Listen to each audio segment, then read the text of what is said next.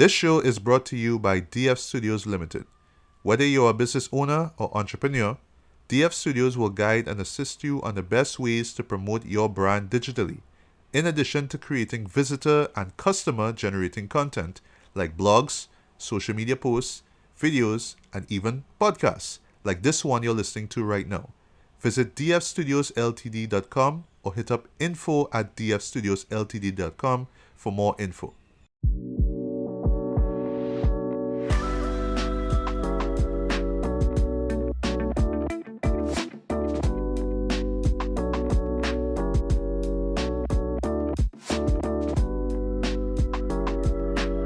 So welcome back to Mind Your Mind, episode 2 with Mikkell and me, Verena Boodoosingh. I'm really pleased that we actually made this episode 2, right? Yeah, yes, this is going so good so far. Yeah, we had a few of I know you moved across to Canada and, we had a few changes, but we still pressing forward. Correct. Nothing is going to stop us educating the minds of Caribbean and other aspiring authors who want to, learn a lot more about this writing and publishing business. So I'm here for Yes. that, and you are here for that as well. And I know I mentioned to you earlier that I wanted to talk about a topic that someone messaged me earlier on Instagram about how did I get the idea of the book or the idea of creating the story to paper, right? Hmm. So basically concept to creation, like how do you transform this idea into something that's a finished product like a book, right? Correct.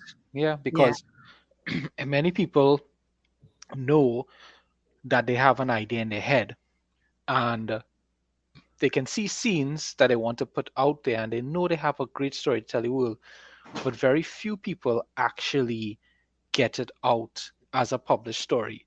For example, I could definitely tell you for NaNoWriMo that just finished yesterday, um, today being December 1st, you had a lot of people who actually beat themselves up because they only reached 10,000, 15,000 words. But Yeah. then in the comments, you saw people saying, "That's amazing that you reached that because I didn't even start. I didn't put anything down on paper. And I had full intentions of going ahead and actually taking the story that I had in my head for the longest while and making it a reality for NaNoWriMo, and I didn't do it. So feel good you have something. You're 10 to 15,000 words closer to your goal, your dream. So I think this topic Exactly. is a great one to talk about and let people know what it takes to go from the concept of this novel in your head to actually having it as a published, purchasable book. And I could say right now, highly acclaimed, and pretty sure everybody's waiting on the sequel of The Circle Armor. So, V, Yes. love to hear about it. Well, I know every author will have their own style, their own method, right? But for me, this was my first sci-fi, was sci fantasy novel.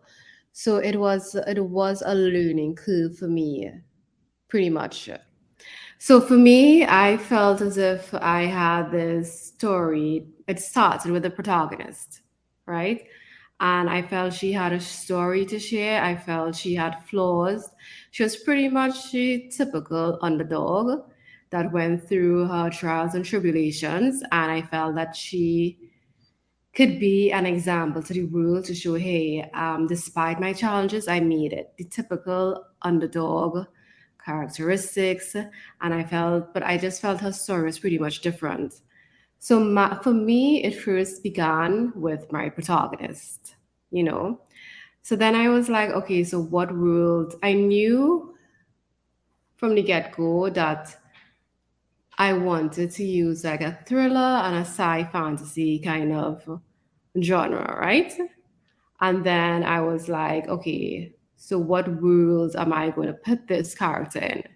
So I decided to, well, initially I wanted to place Adrika in a folklore or local folklore setting Mhm. and our background. But I was like telling my husband about the story about Adrika, And when he heard, the storyline, the basic plot line I have, he was like, I think that'll be fitting for an advanced ancient civilization and Atlantis. So I was like, okay, cool. But I was like, yeah. But deep down, I was actually listening to him. I was like, okay, let me research this and see, you know, if this is really right for Adrika. And that's, for me, I felt it was all about her. Let me see if she will belong to this world. Okay. So I did my research. So that was the second step for me, research. So I researched into advanced ancient civilization, into Atlantis. And as I progressed and went deeper into my research, I was like, yeah, this is the world for her.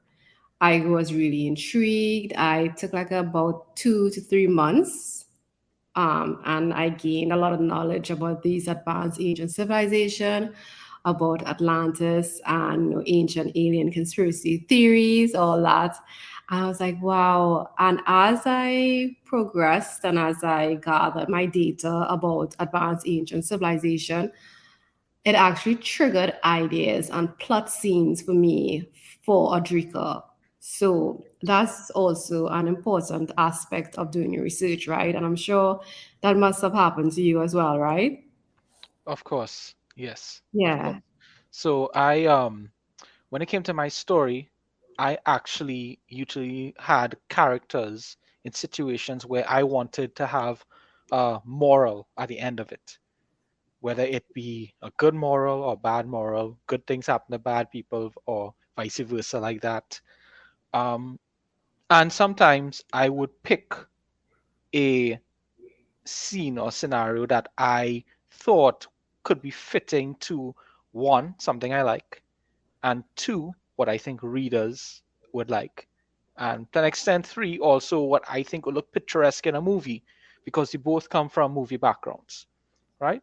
Yeah, So exactly. when it comes to that, I would do my research on what works in that setting, what works in that fantasy setting, what is plausible, what doesn't break the suspension of disbelief when it comes to that. And then I would integrate that into the world and into the elements of the story. If there's something that I have to, you know, jump the shark with, I would try and build into it and have a logical explanation within the world for that.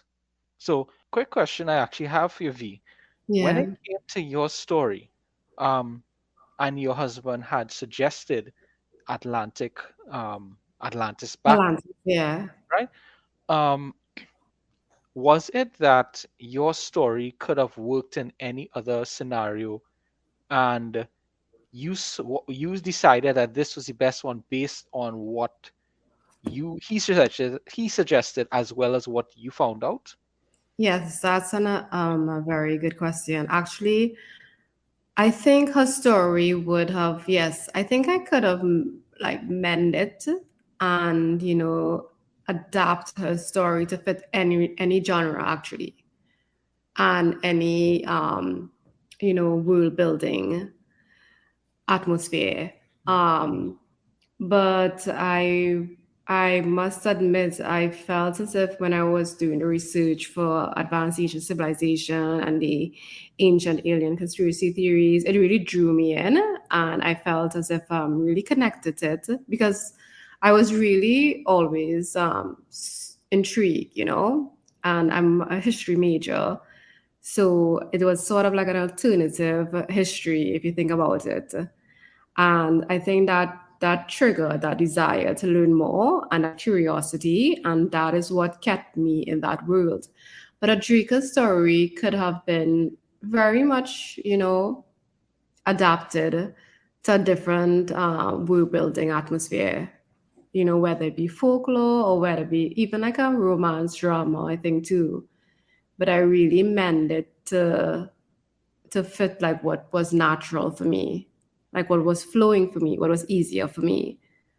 And I think that was important. I think for every author, if it comes easy for you, it's your passion, it tends to just feel more authentic. You know what I mean?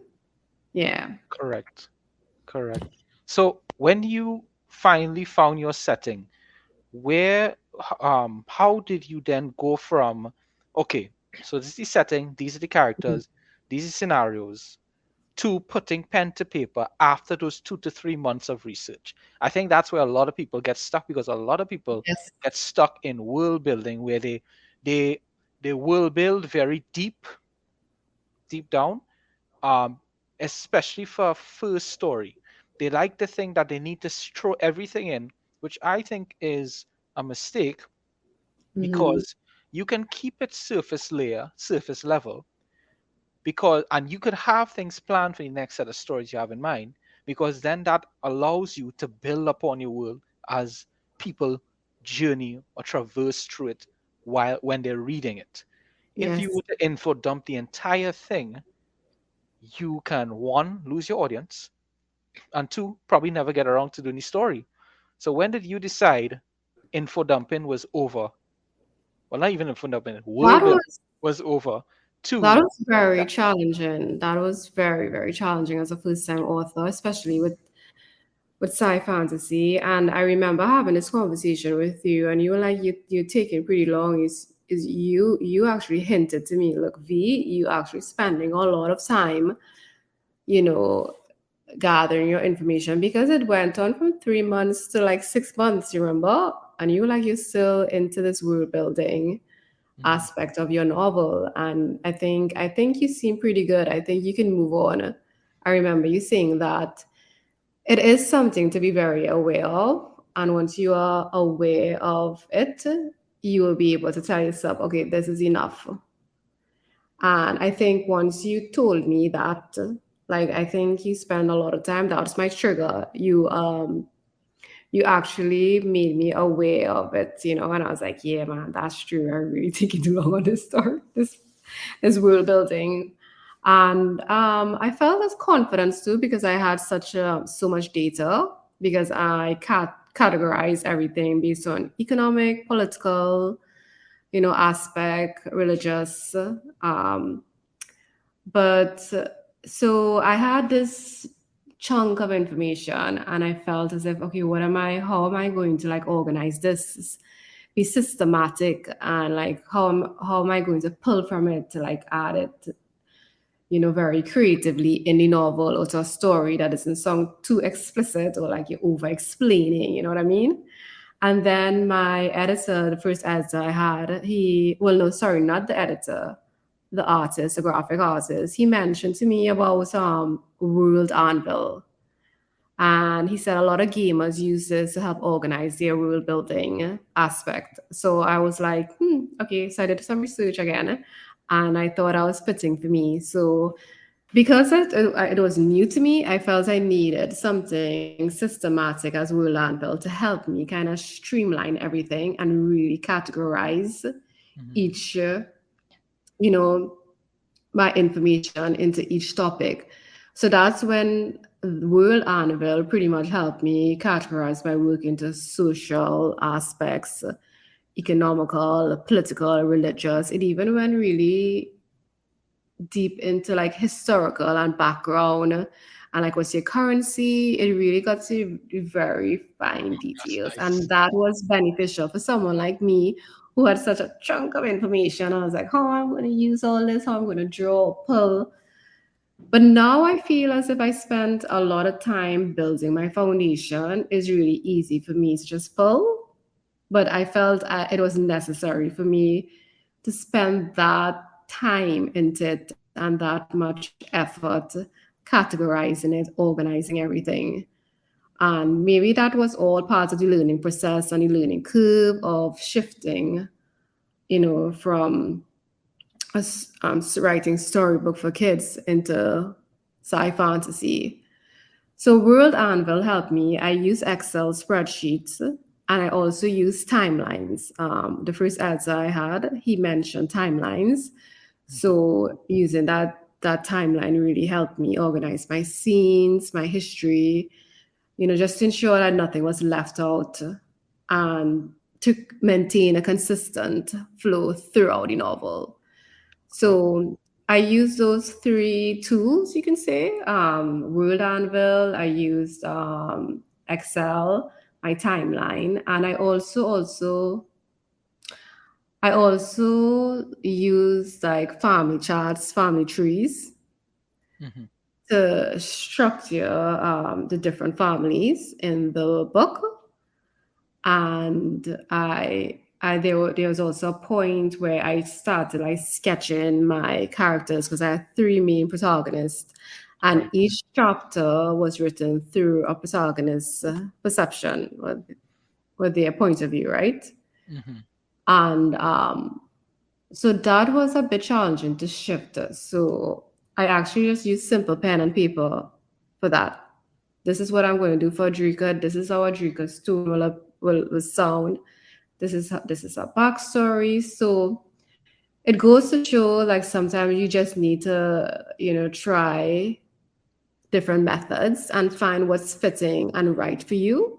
Hmm. And not Correct. just for you, maybe for the story, because maybe when you write a different story, use a different method. So it's all about experimenting and discovering what works for you best as an author. Okay.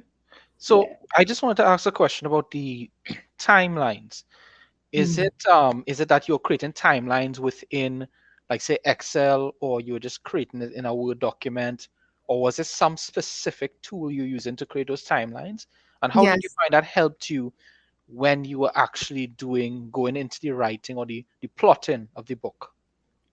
Yes, I use Excel, and it was very helpful because because I left a lot of bread through the circle armor. I left a lot of breadcrumbs that will lead you to this mystery in book three. So it was really difficult to plan those breadcrumbs for the audience, for the reader.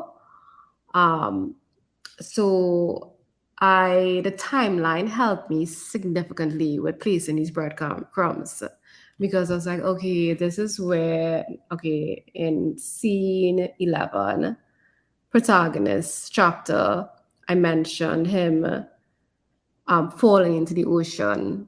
Well, I don't want a spoiler alert here. Spoiler alerts, gentlemen, ladies and gentlemen. He sees a person in a military suit that was staring towards him that also fell. But later on in the book is really protagonist talking to his future self. Okay. So Very that important. timeline, yeah, that timeline that I created on Excel, it's not only going to help me for book one, but it's also going to help me for book three. Where that comes in again. And I'm so glad it's actually Brent who introduced me to the timeline. I'm really glad he showed me that because that really helped me steer, navigate towards each chapter and then eventually into book three without any like difficulties, like like okay, where did he fall again, and when should I bring him back? So the Excel allowed me to connect that scene in book one, protagonist chapter, to book three. There are a lot of scenes like that where I had to, because the book is sort of like dabbles in time travel, but when you read the first novel, you're not going to be aware of that.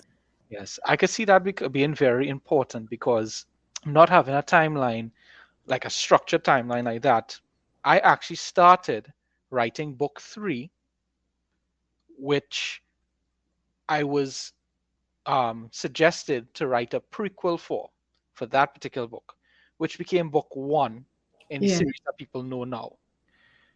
The matching between those were pretty good because I was writing them almost simultaneously at the same time. Um, I finished the structure, the bones of book three, and book one would be what would have preceded that. So I had a good idea what was going on. The Hmm. problem came in is that the difference between book one and book three was 20 years apart. I had a massive part of my audience asking me what happened in between there. So that's where a timeline would have helped me because creating book two, I would have to make sure book one stuff makes sense. And I also have to stay congruent to book three's changes based on that. Now, at the end of the day, it ended up being the best of the trilogy so far, the book two, based on the readers' reviews. Mm-hmm. And that creation would have been helped had I had that timeline. But I have Yeah. to thank Brent as well for that, because Brent helped with the story editing and story development. And Yeah. he took note of the activities and the events that happened. So he was able to assist me in making that flow as it needed to. So now, if you were to read the entire thing as a trilogy now, it flows properly. But Exactly. had I done that from since book one initially, then the flow would have been much better like that. And I Yeah. actually started using a program called Scrivener that does similar things that you spoke about, where you can write about the characters, elements, locations, economy, and you could actually drag and drop them into the screenplay or the manuscript that you're working on. So for the That's viewers that are listening interesting. here, yeah, I will put a You can link. share that to me as well because that can be useful. Yes. Because I guess when a book was similar to yours, sci fantasies, and Mhm. especially when you're dealing with trilogies, it seems very important to have your tools to help you be systematic, consistent, organized with your facts and your information because it's very important to ensure that your world is very realistic to your readers. And if you are not consistent and like there are holes in your story, they will pick up. Your readers are very intelligent. They're going to pick up on that and it'll just like spoil it for them or it becomes, very fake and they'll just lose interest. So but yeah, so pretty much I started with my protagonist, one. Then I did my research, collected my data for my world building, two. Mhm. After I got my data, I categorize it and structure it. Three, the tools I used to do that was basically World Anvil, my Excel spreadsheets, my regular pen and paper with Pen and paper is family always good. tree, Mhm. jotting down the character's bio, and then it was time to write. And what I did do, I simply did the traditional, categorize my story into act one, two, and three. Mhm. I decided how many chapters were going to be in each act. And I decided what protagonist was going to basically tell the story and from what angle and what scenes. So that was a further layer I added because it was difficult for me to shift from one protagonist to the next. So that mental shift took a while for me as well, I must admit. But the simple pen and paper, it helped me shift gears and shift personas. So I would like go back to my little notebook, and I actually have a notebook for everything for each character. I can probably show you all that one day, and Oh, I'll be like, okay, this is what I'm going to do to get into like put O'Neill's mindset, into Adrika's mindset, and so on. So it was, and again, it probably seemed like a lot, but for me, because it was my first time, I felt I had to do this to just get it out, to make sure it was very structured, and to ensure that it was consistent, because consistency is a key to building a very realistic world. You know? correct, Yeah. correct. Did you do anything else to like make that switch? Like, did you write only for a certain period of time, then took a break? Did you come back in? How did that work for you? That too was it varied, to be honest. Like I'm not gonna lie to you and be like, yeah, it was, rigid. I told myself, I like coming down to the last 8 months of writing that I have to dedicate 5 hours a day to for this book to become a reality, Um, and I was very strict with myself to setting a deadline.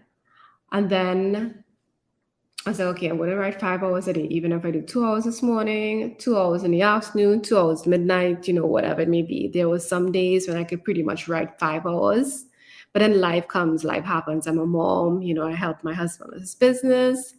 I had to prepare dinner, lunch, all that. And during COVID, we were all stuck in a house, everyone sharing the same space. There was a lot of noise. So that was a challenge. But I struggled with it, and every day was different. But I tried my best to stick to my committed 5 hours a day, and I did it. There were some days when I really didn't feel like writing, but I use like music to motivate me. I'll watch a movie, I'll go for a walk, I'll use different triggers, to Hmm. help me get certain scenes. For me, the action scenes were very difficult.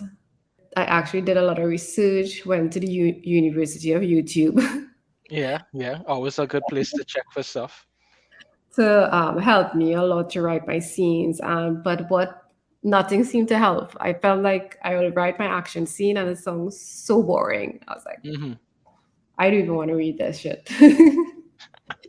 And then I would like go back to my laptop and I was like, okay, let me try. But what helped me with my action scenes, funny enough, was music.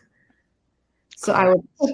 I will actually listen to like action music scores for movies. Hmm. Like Gladiator was one, this Superman and Batman soundtrack, and that really helped. That was it for me. So some people need to watch a movie. Some people triggered by an actual scene in a movie or something that they saw, but that the music, listening to the movie scores, especially for the action scenes, it really triggered me into being like seeing the visual and bringing that action scene alive, but without sounding very boring. Now, I am totally with you with the music. I have the most fun time writing my action scenes. I realize that every single new book that I create, there's always more action scenes because I just love to add it and I love to write it. And same thing as you, I would use um, trailer music. I would use soundtracks from movies. There's a band that I follow. Their name is Two Steps from Hell. Really good, Okay. really, really good. And yeah, you'll love this up. Action oriented, you have them as well, but they also have some nice ancient style music, some nice new age vibes, some nice Celtic vibes as well. Depends on the mood you want to get from that. There's another program that I've Yeah. started using called Brain FM. Again, I'll put my link down in the descriptions, Mhm. where it actually uses scientifically proven music to put you in any zone you need to be in. So whether it's a creative zone, a work mode, you're doing some reading, you just want to reset or relax or chill, they actually have Yeah. cues created for those things. And once I actually start playing that, within 5 minutes, I am in the zone to write and go. And of course, I turn my self editor off. So I just go with a stream of consciousness with writing. I just write with that nice flow. Well, that's something that I'm taking note of because it helped me a lot. So I hope like this helps you all as well, to help trigger ideas. Don't give up, just keep going, find what works for you. But I have to admit, there were times when I just didn't feel like writing and life happened. I could not write. It But for happens. some, it happens, yeah. And I didn't really force those days. I basically allowed them to happen. But, you know, for example, what happened to my mom or whatever, but those scenarios actually help you even write better, I believe, because it's real life experience that you can apply to your characters to Correct. bring your story alive. And I just allowed life to happen during those days that I felt not writing or that I could not write. And Hmm. I was just in the moment and I used those real life experience to inject life and blood into my characters. So I'd always try to find positive scenarios during every difficult challenge or obstacle I was faced while writing this novel. It's hard, especially a novel. that's like 300 to 400 pages, you know what I mean? No, correct. And Correct. creating rules. So you are going to get tired, you are going to feel drained at times, but it's just you just take your break, take a time out. It's okay to take a break, take a time out. Sometimes need 2, 3 days, sometimes need a week. Rejuvenate yourself, but don't give up. Take a break, rejuvenate your mind, your body, your soul, and just go back at it with a fresh mind, What new perspective. what I definitely would have to ask you is, okay, so did you research? The book is written, the manuscript is you're writing it, you Yeah. have your scenes, you have everything down, it's working. When did you know to say, okay, the book's ready to be edited? It's time for the book now to come out of my hands as the author, the writer, to now put in the editor's hands because you have completed your part of telling the story. Now it's up to the editor to make sense of what you just made and make sense of it for the readers. Yeah. What was your process to decide, okay, I've reached where I can now publish? Well, edit, then publish. You asking some very good questions today, Mick. I was not sure when was the right time. I'm being honest. Right here. I was like, I read that book like so many times before I actually was an editor. And then there was just this point I was like, listen, Verena, like how many times are you gonna read this damn thing? Is you gonna drive yourself insane? And I was like, I'm not going to, I'm seeing, I have been watching this for over 2 years. I'm like, I'm not going to like move anywhere. I need to like give it to someone else. And that was difficult. I'm being straight up honest, but I feel now I would know, I would probably read it over like 4 or 5 times, depending. But because I spent a lot of time with my data and my structure and using all these tools to sort of like manage as I go along, I felt it helped me feel more secure and confident about my finished product. Mhm. So spent so much time with my foundation that I knew by the time it was like the fourth, a lie, it was the seventh draft. That's Seven when draft, I knew, okay, it was time to give up. And I was like, okay, that's it. Let me see what somebody else says about this. You which would know? be editor. Yeah. And even that too, I mean, the editing took 6 months because it took me a while to find the right editor. And that's probably a topic we could touch on later on how to find the right editor. That's Correct. That would be something we could really bring up. But not to go on too much about this, but looking back now at what you did, what you published, what would you do differently now that would help you in the process and at the same time even help the process become more streamlined? I I have to admit, I feel as if I did a pretty good job considering my limitations, and I felt I did the best I could have, considering certain scenarios, and even if I felt like every um every decision I made or didn't made helped me create a book for what it is. Okay.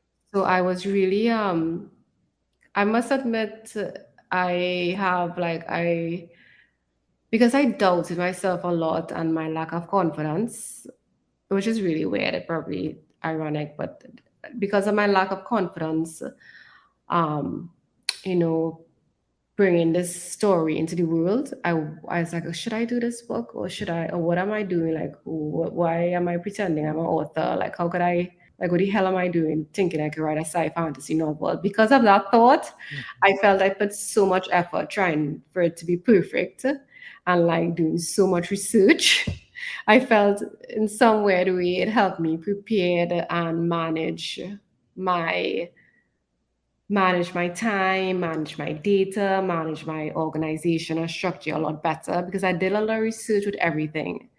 And that's the beauty and the advantage we have living in 21st century and in 2022 moving forward because we are so privileged to like YouTube and Google and the internet. And I really did use that to my advantage. I did some very really heavy research, you know. So I think I would have probably done it the exact same way. Okay, very good. So Yeah. we can expect book two to follow the same process. Well, it would be shorter because my world is already finished. Because I spent a lot of time building new world, brick by brick. Brick by um, brick. Mhm. it's there, so I think it'll be a lot shorter, honestly. And like as I mentioned, I knew the end of the story before I started, and I knew what I want for book three, so it was easy for me. I think book two and three will be a lot easier. I honestly think I could probably write it in a few months, Very good. because I have the plot outline. But now that I mentioned that, I did had a different plot outline and a different ending too for book one. But as I started writing, it felt like it actually took a story of its own, and I allowed it to happen. I wanted to say that. So I honestly think because I spent a lot of time training myself and acquiring skills and learning what are traits and um, characteristic that defines a sci fantasy world, spending time structuring, learning what tools to use. I feel book two and three would be a lot easier. For sure. Well, you basically went to the trial by fire. Uh, Yeah, you had yeah, somebody taking an idea in your mind, which many have kept in their heads for the longest while, but now you have it as a published book. yeah. Um, and going forward now is just to market those books and continue writing for those voracious readers that will, even though you take 3 years to finish a book, they'll finish it in 3 to 4 hours. Yes. So, and then they come to you and ask, when's the next one coming out? Yeah. Oh, that is so true. So, I mean, sometimes they are the best motivation and the momentum you need. And sometimes they're the best critics because at the end of the day, they're the ones who are reading the books and they're the ones you're writing it for. Yes, you Yeah. can write it for yourself as well, but they, as you put it out there to the world, you open it up to being, read by different people, and they give you their feedback, and you improve based on that feedback, which is what I did with the last book I wrote, and they loved it.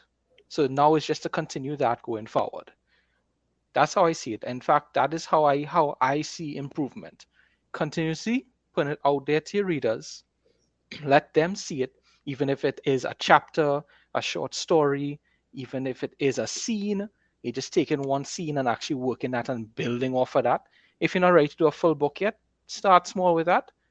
Scene, short story, a bigger book, on they call it a novelette, which is about 17,000 words, a That's novella, the idea. 25,000 words.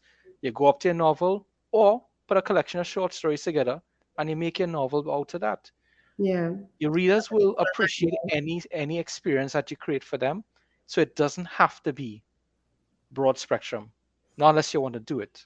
You know, so that is what I would actually tell people: start where you can, produce, publish, put out to the world. Let your readers be your guide to how you want to go with your stories. Of course, you put yourself in it all the time because that's what the readers love time and time again. Hmm. They won't admit it all the time, and continue to show your the world, and that section of the world, what you want or what you Very have, true. I should say. Because the hardest part is to start, right? Correct. And once you give them a snippet, as you mentioned, it motivates you pretty much. I'll be like, yeah, and when they give suggestions, or like they said, hey, you can do this. Oh, can I hear more?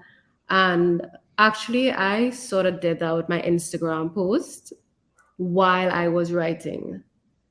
I would give like find an image or short sort of like tell a scene in the book, and I would give like a little snippet and hearing other people feedback, other authors, that really encouraged me a lot. And I was just like a one or two, like a paragraph for the most, 4 lines, 5 lines. Hmm. So yeah. Yeah. So I think anybody who listened to this podcast would have gotten a good idea how you go from that concept, that small, maybe large idea you have in your mind, to creating this expansive universe and letting readers actually check it out on all the different publisher networks. Yep. So, guys, um, if you have anything else you want to ask us, um, on Mind Your Mind, feel free to reach out to us and we could probably discuss it in the next episode going forward.